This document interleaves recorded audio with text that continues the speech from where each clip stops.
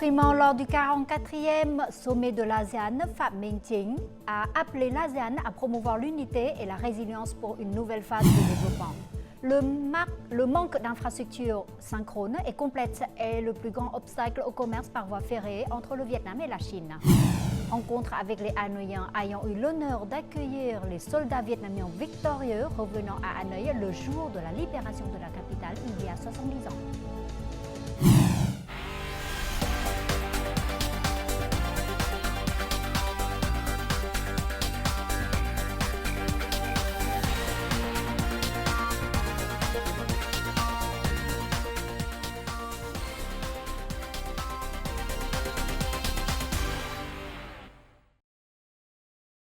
Mesdames et messieurs, bonjour. Merci d'être avec nous dans cette nouvelle édition du Journal francophone. Le Premier ministre Phạm Minh Chính s'est exprimé aujourd'hui lors de la session plénière du 44e sommet de l'ASEAN à Vientiane, au Laos. Il a appelé l'ASEAN à promouvoir l'unité et à prendre la résilience comme fondement de la croissance, qui est une base pour entrer dans une nouvelle phase de développement avec une nouvelle pensée, un nouvel élan et des perspectives renouvelées. Les détails. L'esprit d'unité et d'entraide, incarné par le principe « un pour tous, tous pour un », reste la valeur fondamentale et la source de force de l'ASEAN. Le Premier ministre Phạm Minh Chính l'a souligné lors de la session plénière du 44e sommet de l'ASEAN. Le chef du gouvernement vietnamien a souligné que plus que jamais, l'ASEAN doit utiliser la résilience comme fondement de la croissance, la connectivité comme point focal pour les percées et l'innovation comme force motrice du leadership. Sur cette base, il a partagé les principales orientations stratégiques pour le développement futur de l'ASEAN. Avec le désir d'apporter davantage de contributions à la coopération régionale, le Vietnam accueillera le Forum du futur de l'ASEAN 2024. Le Premier ministre l'a affirmé, tout en exhortant l'ASEAN à développer un écosystème d'innovation, à établir des cadres régionaux de coopération numérique et à développer simultanément des critères de gouvernance pour les technologies émergentes, y compris l'intelligence artificielle. S'exprimant lors de l'événement, le secrétaire général de l'ASEAN, Cao Kim Hoorn, a déclaré que les plans directeurs pour la construction de la vision de la communauté de l'ASEAN post-2025 sont entrés dans la phase finale de mise en œuvre, notant un taux d'exécution élevé dans les 3 piliers, en particulier dans la communauté politico-sécuritaire avec 99,6%. L'ASEAN maintient une dynamique de croissance positive et continue d'être une destination d'investissement attrayante, avec des investissements directs étrangers en 2023 atteignant 230 milliards de dollars, se classant ainsi au deuxième rang après les États-Unis. Les dirigeants des pays membres de l'ASEAN ont salué les nouveaux progrès de la coopération entre l'ASEAN et ses pays partenaires. Ils ont convenu de la nécessité de maintenir l'équilibre stratégique de l'ASEAN et de continuer de promouvoir le rôle central de l'ASEAN, afin de contribuer de manière constructive et responsable à la paix, à la sécurité et à la stabilité de la région et dans le monde. Cet après-midi, le Premier ministre Phạm Minh Chính et les dirigeants des pays de l'ASEAN ont participé à une séance de dialogue avec des représentants du Conseil interparlementaire de l'ASEAN, AIPA. S'exprimant lors de cet événement, le chef du gouvernement vietnamien a hautement apprécié le rôle et la participation des parlements membres des entreprises et des jeunes qui contribuent à la mise en œuvre des priorités et des orientations de l'ASEAN. Phạm Minh Chính a suggéré que les parlements et les gouvernements promeuvent de nouvelles moteurs de croissance tels que l'économie numérique, l'économie du partage, l'économie circulaire ainsi que d'autres industries émergentes telles que l'intelligence artificielle, le cloud computing et Internet des objets. À l'occasion de leur participation au 44e et 45e sommet de l'ASEAN à Vientiane, au Laos, les premiers ministres du Vietnam, du Cambodge et du Laos ont eu ce mercredi matin un petit déjeuner de travail pour examiner, évaluer et promouvoir la coopération tripartite. Les premiers ministres ont estimé que la coopération en matière de défense et de sécurité continuait d'être un pilier important dans les relations de coopération entre les trois pays. La coopération économique, commerciale et d'investissement a connu d'importants progrès. Et dans cet esprit, les trois parties ont convenu de promouvoir l'efficacité du système de portes frontalières terrestres et de renforcer la connexion des infrastructures de transport et les liens économiques entre les trois pays. Phạm Minh Chính, Seyson Simphaden et Samdech Hun Mane ont affirmé que les trois pays continueront de se soutenir mutuellement dans les forums internationaux, notamment au sein de l'ASEAN et des Nations Unies.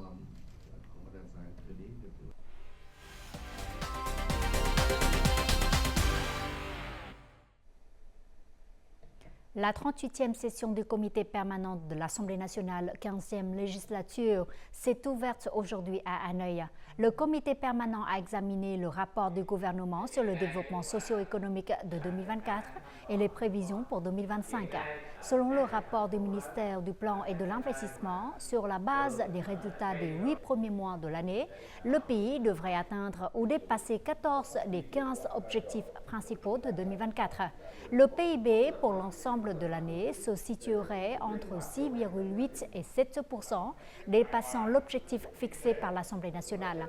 Les projets d'infrastructures nationales stratégiques et prioritaires continuent de bénéficier d'un soutien important en termes de ressources d'investissement. D'ici 2025, le pays devrait avoir 3000 km d'autoroutes. Le vice-premier ministre Ho Duk-Fook a participé mardi à la conférence de Hambourg sur le développement durable, HSC. Il est intervenu sur le thème « Restructurer le système économique pour un avenir durable ». Le vice-premier ministre a réaffirmé l'engagement du Vietnam pour le développement durable, soulignant les efforts du pays pour équilibrer la croissance économique, justice sociale et durabilité environnementale. Il a également réitéré l'engagement du Vietnam à atteindre la neutralité carbone d'ici 2050 et à mettre en œuvre le partenariat pour une transition énergétique juste, le GEPI. La demande de transport ferroviaire de marchandises entre le Vietnam et la Chine est très importante. Le volume des transports augmente, mais l'efficacité de l'itinéraire ferroviaire intermodal entre les deux pays reste limitée. Cela est dû au manque de synchronisation et à une infrastructure incomplète. Ce sont également les plus grands obstacles au commerce ferroviaire du Vietnam. Le temps de transport des marchandises de la gare de Nan Ninh, Chine à la gare d'An Viên, Vietnam prend 14 heures, soit entier du temps de transport par route ou par mer. Mais après 6 ans d'exploitation, la route intermodale Hanoi-Dong Dang-Nan Ninh ne compte que 3 trains par semaine en raison de la dégradation des infrastructures. Quant à Hanoi-Lào Cai vers Yunnan, Chine, la fréquence de circulation est très faible, car l'écartement des rails n'est pas le même. De Kunming à Haiphong et au Vietnam ont rencontré des difficultés qui ont affecté les affaires. Depuis le début de l'année, le fret international a connu une croissance positive par rapport à la même période de l'année dernière. La demande de transport de marchandises entre les deux pays est estimée à 9 millions de tonnes par an. Le développement des chemins de fer intermodaux contribuera à stimuler le commerce bilatéral.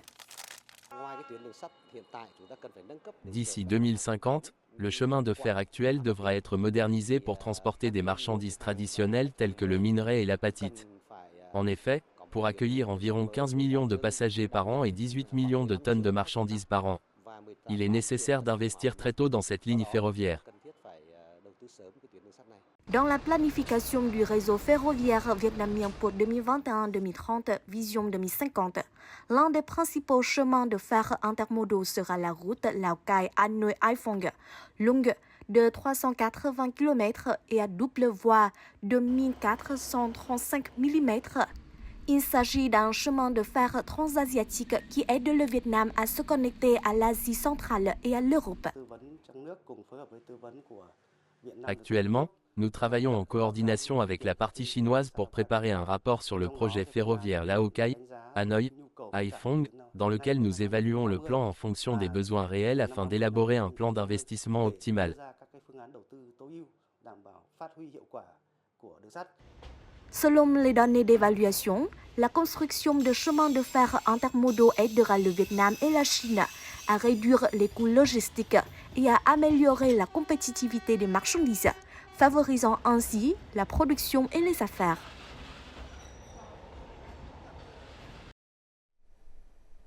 Dans les districts montagneux de la province de Binh Thuận, les Cham encourage la conversion de la structure des cultures.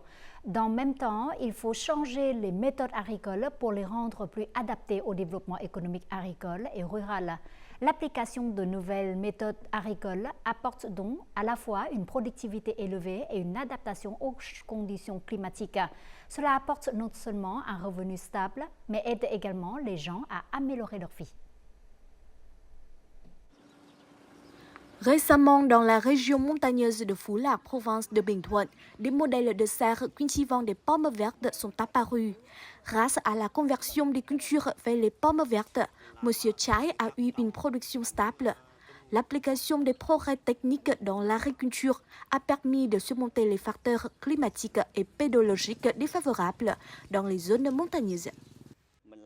Qu'il pleuve ou qu'il fasse beau, nous pouvons cultiver. En construisant une serre et un système d'arrosage automatique, je peux produire des pommes.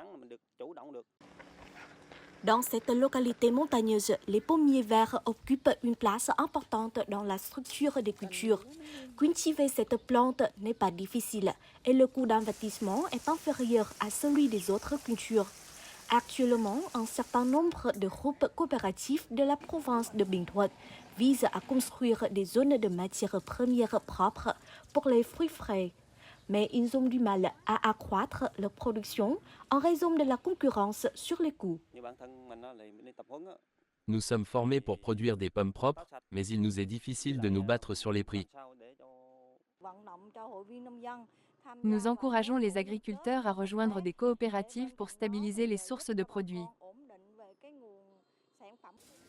Sur des terres ensoleillées, cultiver des fruits est un vrai effort.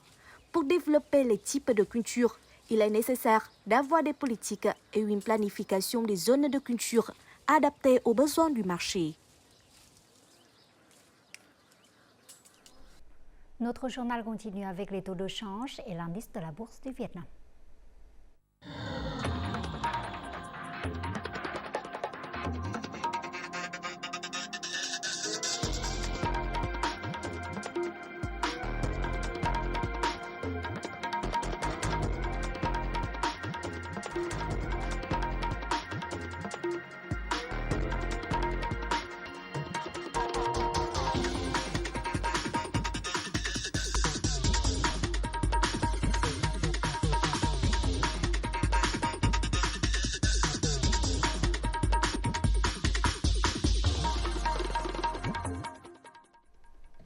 L'exposition intitulée « Essence de la Terre » a ouvert ses portes mardi au village de Bat Chang à Hanoï. Cet événement, organisé conjointement par le musée Ho Chi Minh, la société Sư Bat Chang et l'Association des Beaux-Arts du Vietnam, commémore les 70 ans de la libération de la capitale et le 65 ans anniversaire de la visite du président Ho Chi Minh au village de Bat Chang.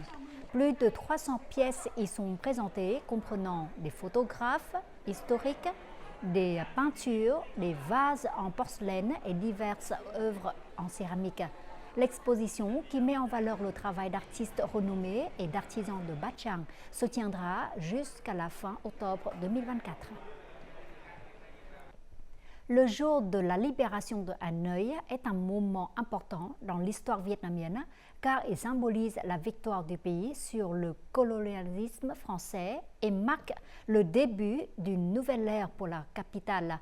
70 ans se sont écoulés, les vétérans et les Hanoïens qui ont vécu la guerre se souviennent encore des moments historiques où les gens affluaient dans les rues autour du lac Hoan Kiem pour accueillir les soldats vietnamiens victorieux.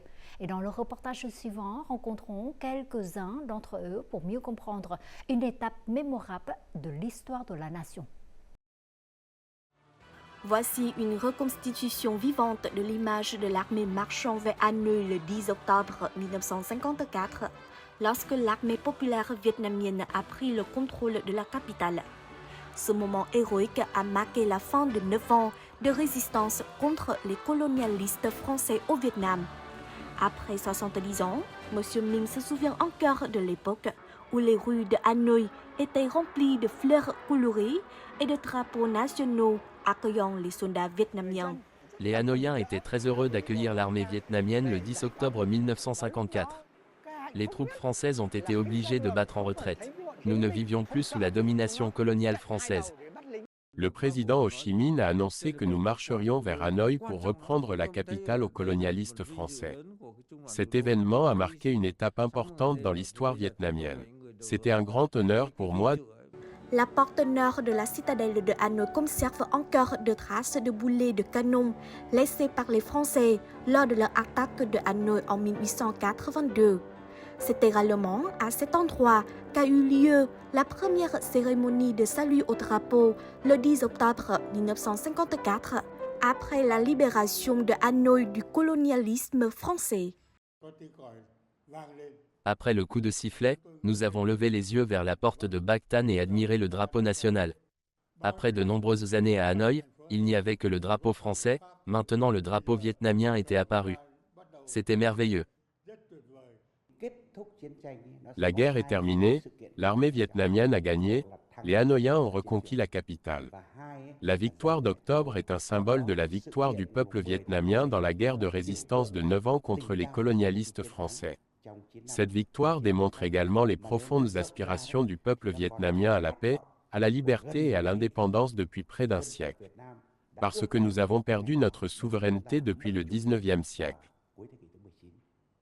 Il y a 70 ans, le retour des soldats vietnamiens dans la capitale remplissait de joie et de bonheur la population locale. Des milliers de Hanoïens sont descendus dans la rue pour accueillir les forces victorieuses. Ils sont fiers d'être les descendants d'une génération révolutionnaire.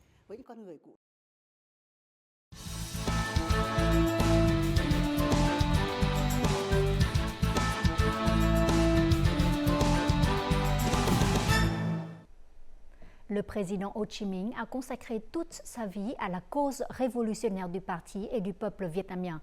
Ces objets et documents ont donc une grande valeur historique car ils sont tous associés à des monuments importants du pays.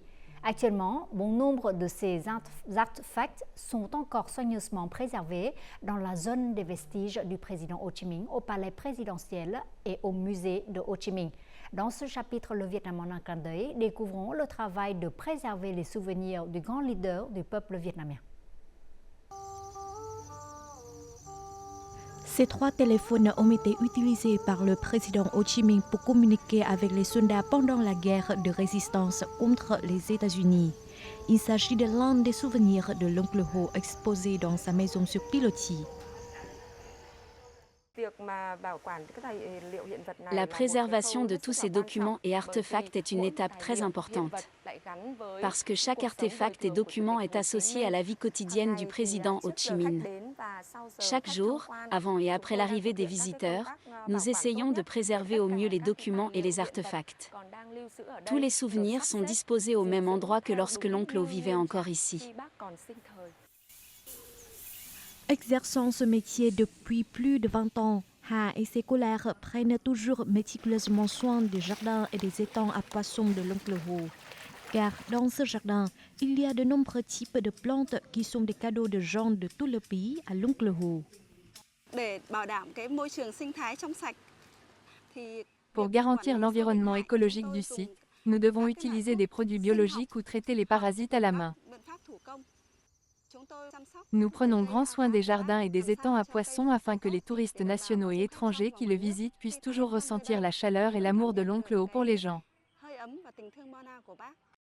Outre la zone des vestiges du président Ho Chi Minh au palais présidentiel, le musée Ho Chi Minh est également un lieu de stockage de documents et artefacts reflétant la vie et la carrière de l'oncle Ho.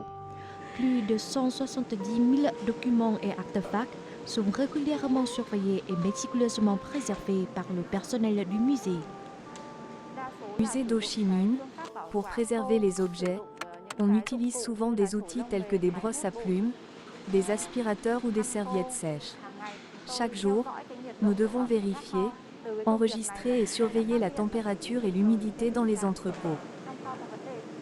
Il s'agit d'une lettre signée par le président Ho Chi Minh. Cet artefact en papier est très fragile et présente des plis. Il s'agit de la tenue en soie que portait le président Ho Chi Minh lorsqu'il vivait au palais présidentiel. Il doit être stocké dans du papier non acide et également placé à plat dans le meuble. Actuellement, les documents et objets du musée de Ho Chi Minh sont non seulement stockés physiquement, mais également en ligne sur une plateforme numérique. Environ 2000 documents et objets ont été numérisés pour être présentés à tous les habitants à travers le pays et aux amis internationaux. Le musée de Ho Chi Minh sélectionne les artefacts les plus uniques et les plus remarquables à numériser. Ces artefacts contribuent à exprimer la vie très simple, noble, mais aussi très proche d'Onclo. Actuellement, les expositions virtuelles du musée de Ho Chi Minh sont présentées au format 2D et 3D. Avec une riche source de documents, le musée de Ho Chi Minh est toujours une destination qui attire les touristes, en particulier les visiteurs internationaux, pour visiter et en apprendre davantage sur le président Ho Chi Minh. Chaque année, le musée attire environ 1,3 million de visiteurs, dont environ 250 000 étrangers. À travers les artefacts, je vois que Ho Chi Minh était un homme politique exceptionnel, mais aussi une personne très amicale et gentille. Auparavant, j'ai lu des documents sur la guerre de résistance du Vietnam contre les États-Unis. Mais quand je suis arrivée ici, j'ai mieux compris Ho Chi Minh, sa résilience et celle du peuple vietnamien dans les guerres. Je le respecte encore plus ainsi que le peuple vietnamien. Je ne connais pas grand-chose à Ho Chi Minh, mais les artefacts conservés ici me fournissent de nombreuses informations. J'ai compris ses idéaux, ses croyances ainsi que ses efforts sur la voie de la libération du Vietnam. Il est intéressant de connaître la carrière du président Ho Chi Minh et l'histoire héroïque du Vietnam. Les souvenirs du président Ho Chi Minh sont un atout précieux. C'est pourquoi, chaque jour, les attachés de conservation font de leur mieux pour préserver ces artefacts dans les meilleures conditions, afin de les présenter aux habitants du pays et aux touristes internationaux. En fin du journal, découvrons tout de suite les prévisions météo dans les principales villes du Vietnam.